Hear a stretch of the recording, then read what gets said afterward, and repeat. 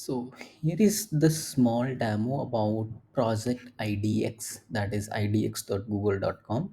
So to onboard, there is nothing fancy to do. You just have to log in with your Google account, and this is what you will get. So these are the different options that you can go through. You can import a project, and these are the different templates. And if you go, you can see all the templates. So I wanted to experiment around something Java, right?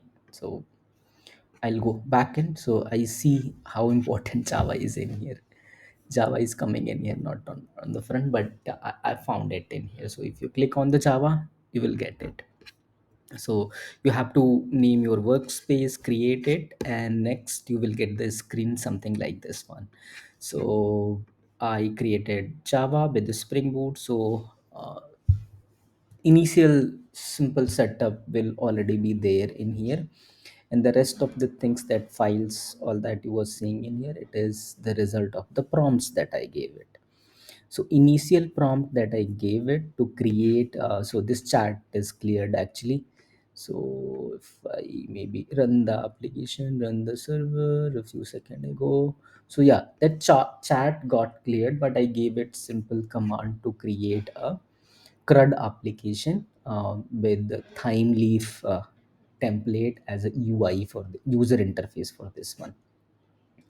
Rest of the things it did automatically. So created all the files, run the server. If there was any issue, it tried to heal that.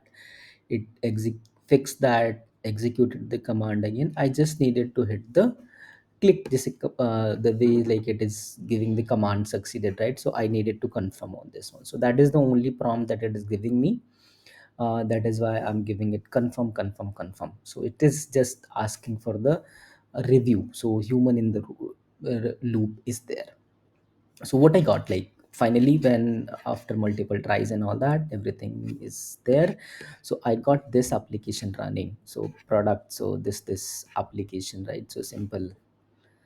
Okay, so I think this got stopped. That is why I'm not able to run it. So how to get the port? So this no port is running. So yeah, let me run the application. So it will do that for me. So let me show you that. So this is so run terminal command. So what it is doing, that it is running the command for me, so that I will be able to see in here. Yeah, see, this is the terminal for this. So this is s2 database, so s2 console. So this is similar to what I get when I'm running this locally. So this is what this so to get the port, this is the box that you have to click in, and this here you click, go in here, yeah, add the product. So for testing, I'll do the quick thing. So yeah, got the products. Thing is got it, right? So if I have to click on the s2 console, so that I also got. So I just continue in here, and this is the thing I got, sa connect. So this is what I will get in here. S2 console, this string gets changed every time. So the point I'm trying to make here, it is available the way that I do locally. S2 console is also available. I can do anything around it. So yeah, this looks cool. But by the way, it's the simple CRUD application. Obviously, this is working, but when we have complex setup and other things, this needs more experiment around that. So maybe I'll be doing that and sharing that. Let me know if you are trying it out and how it is helping you. The cloud IDE is the new word. I think it's been there from a lot of time, but coming in like Gemini, these assistants coming handy, this will be more popular. That's what I feel. Let me know, what do you feel about it, what do you think about it?